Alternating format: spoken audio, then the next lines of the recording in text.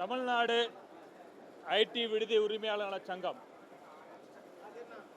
தமிழ்நாடு முழுவதும் 20,000க்கும் மேற்பட்ட விடுதிகள், அதில் தங்கக்கூடிய 20 லட்சத்துக்கும் மேற்பட்ட மாணவ மாணவியர் பணிபுரியும் ஆடவர் மகளிருக்காக ஒரு சேவையை செய்து கொண்டு வருகிறோம். 2014ஆம் ஆண்டு வரையறுக்கப்பட்ட விடுதிகளுக்கான சட்டத்தில் இருந்த சிக்கல்களை களைந்து ஒரு 10 வருடங்களாக போராடி கடந்த 2025ஆம் ஆண்டு மே மாதம் 29ஆம் தேதி இதற்கு முன்னாடி இருந்த அரசாங்கத்தால் எளிமை ஆளுமை சிம்பிள் கவ் என்ற ஒரு திட்டம் வருவதற்கு நாங்கள் போராடி பெற்றோம். எங்கள் சங்கம் போராடி பெற்றது. தமிழ்நாடு ஐடி விடுதி நல சங்கம் போராடி அந்த சிக்கல்களை எல்லாம் முதலமைச்சர், அமைச்சர் பெருமக்கள், மூத்த ஐஏஎஸ் அதிகாரிகளிடம் 10 ஆண்டுகளாக போராடி அந்த சிம்பிள் கவ் எளிமை ஆளுமை என்ற திட்டத்தை நாங்கள் பெற்றோம்.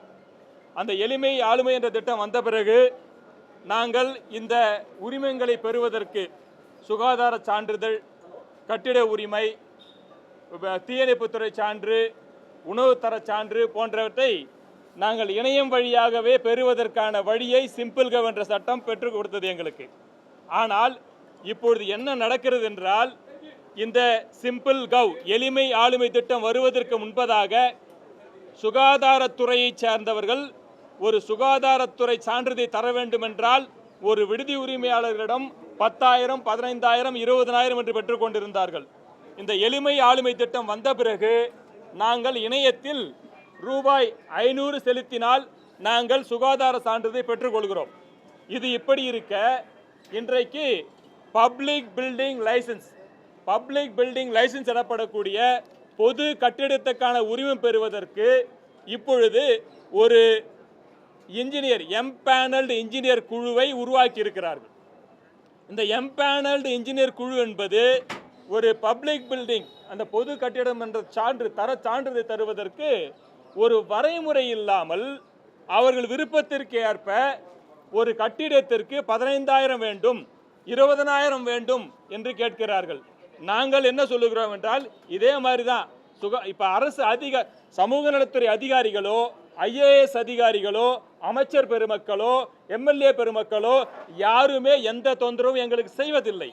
ஆனால் ஒரு அரசாங்கத்தால் நிர்ணயிக்கப்பட்ட ஒரு எம்பேனல்டு இன்ஜினியர்ஸ் அவர்கள் ஒரு தர சான்றிதழை தருவதற்கு ஒரு வரைமுறை இல்லாமல் ஒரு கட்டிடத்திற்கு, ஒரு விடுதி நடத்தும் கட்டிடத்திற்கு எங்களுக்கு 15,000 வேண்டும், 20,000 வேண்டும் என்று கேட்டுக்கொண்டிருக்கிறார்கள்.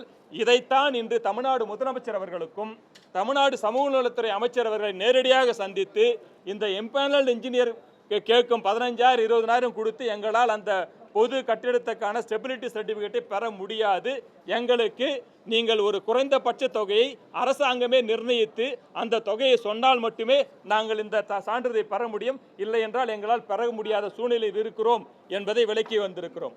அதேபோல் இந்த எளிமை ஆளுமை திட்டம் சிம்பிள் கவ் வந்த பிறகு டி லைசன்ஸ் என்பது இல்லை.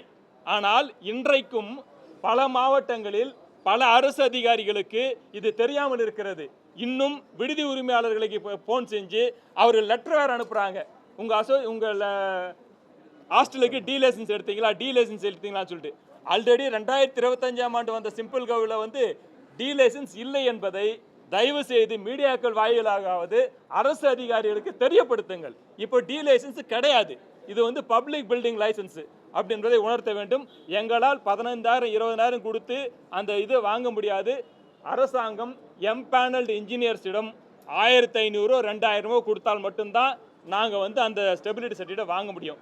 இல்லைனா எப்படி கோழி வனப்படம் இருபாலர் தங்கும் விடுதிகள், ஆணும் பெண்ணும் முகம் தெரியாத ஆணும் பெண்ணும் தங்குகின்ற விடுதிகள், நயா பைசா எந்த சட்டத்திட்டத்துக்கும் கட்டுப்படாமல் எந்த லைசன்ஸும் வாங்காமல் அவங்க இஷ்டத்துக்கு நடத்துகிறாங்களோ அந்த மாதிரி நிலைமையை எங்களை கொண்டு போய் விடக்கூடாது.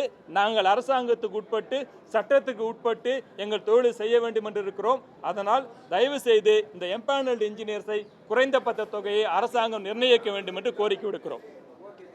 நன்றி.